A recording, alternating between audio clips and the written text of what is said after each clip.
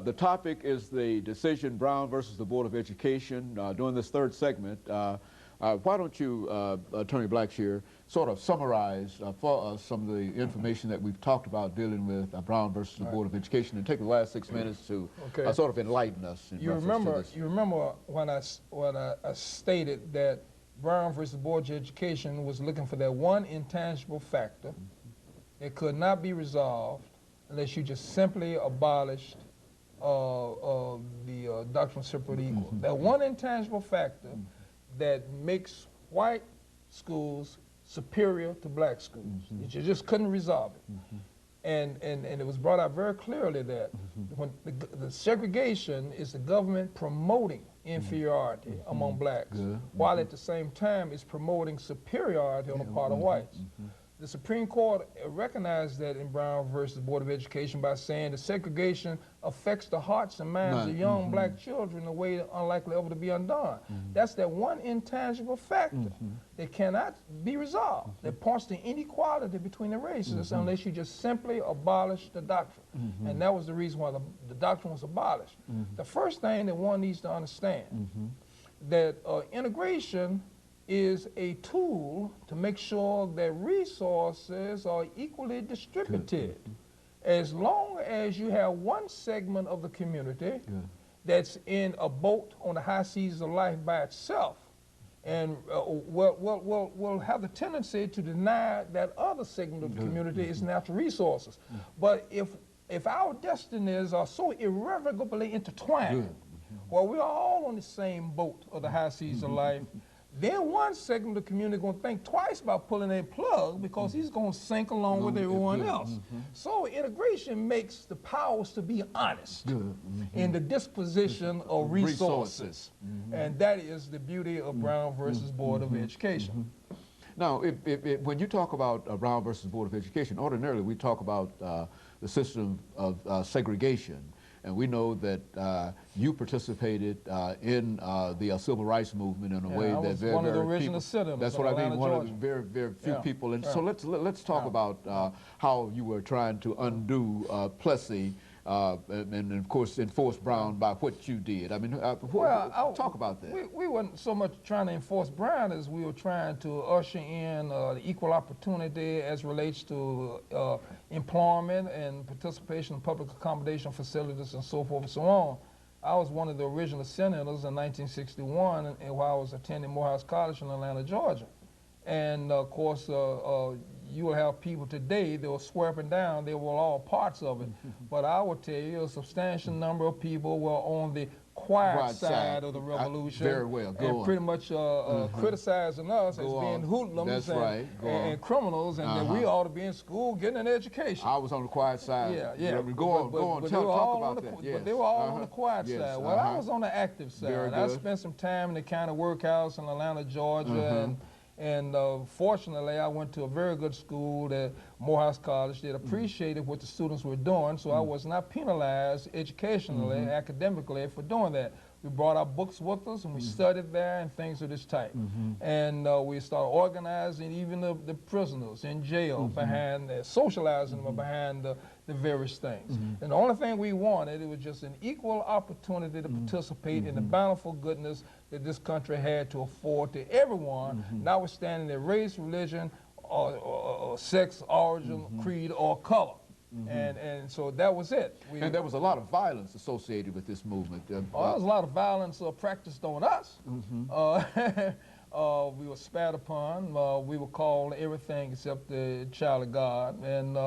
And we were just, but you know, we had leadership and we had cohesiveness, and we were focused, you see, and that's the whole point about it. And we had feelings of self-esteem, we had feelings of self-worth, and it's those two intangible things that a person possesses that allows him to go forward with the struggle because of the feelings of self-worth and understanding what he is in history and what the future is all about and what you're trying to achieve in the future. So we were able to sustain that. What would you say to young people today? We find that so many young people are so unfocused, and well, what would you say to get them back in terms of making Brown a reality? Because Brown, the decision was made, but it is not a reality. How could they, as young people, help to make that a reality? By doing what they're supposed to do.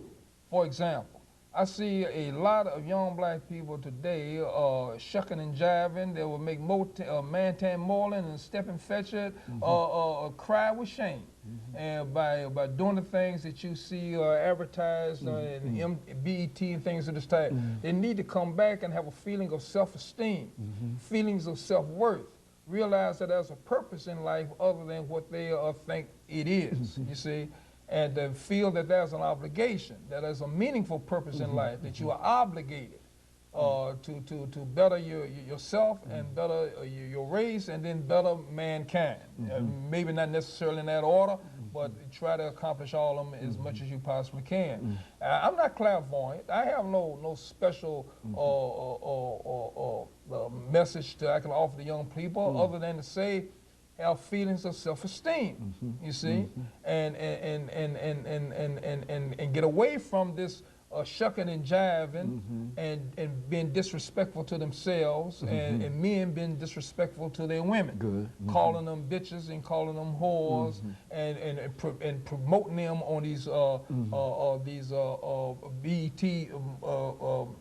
videos as if they are prostitutes and whores and women of low esteem. Black women ought not allow themselves to be treated that way, and black men ought to stop talking and treating women that way.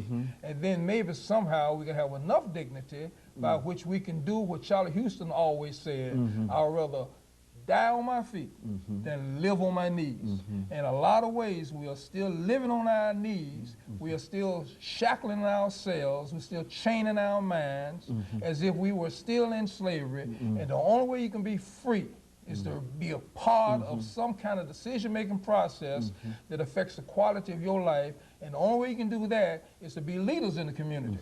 But as long as you are not a leader to the community, and then somebody else make decisions for you that's going to impact the quality of your life, then you cannot at the same time say that you're free.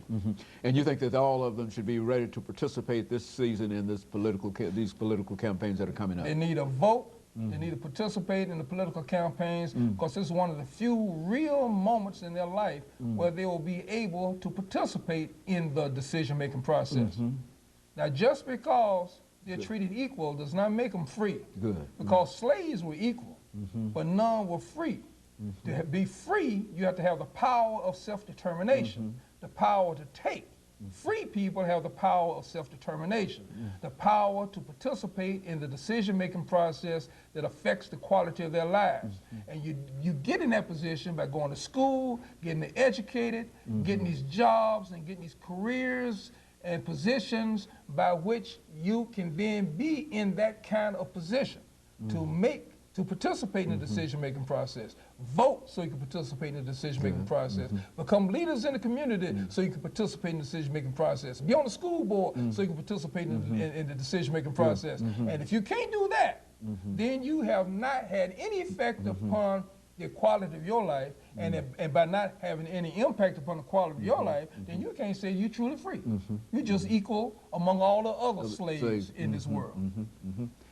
Very good. Brown versus the Board of Education. Brown versus Board of Education. And we've got about a minute and a half before we call an end to this show today, but the information that you've given us has gone so far beyond Brown. And of course, we are now celebrating, what, the 50th anniversary of that great decision. Well, the implications of Brown are far exceeding Brown itself. You see, Brown established the foundation, made it possible for the 1964 Civil Rights Act, and once you had integration in the educational system, then it was just a matter of time before you had integration throughout all aspects of human life in the United States. And I like what you said earlier, Attorney, about the Constitution of the United States being a living document. Over the last minute, say something else about that. The United States Constitution does not say what it says it says. The United States Constitution says what the Supreme Court says that it says. And the Supreme Court will always interpret and reinterpret that Constitution to make it say what society needs for it to say at that very moment. And that's why the Constitution is still a living document. If the Constitution was not interpreted that way, then it will become irrelevant. You cannot have a Constitution that's interpreted up against the background of 19th century needs in a 21st century obligation. The Constitution has to be interpreted to be relevant in the 21st century. Very good. Very good. And of course, let me thank you, Attorney Blackshear, for giving us that excellent information. Give me another 30 minutes in my case. Okay. And of course, let me encourage our audience to tune in again next week for another informative edition of Comments. Thank you and good morning.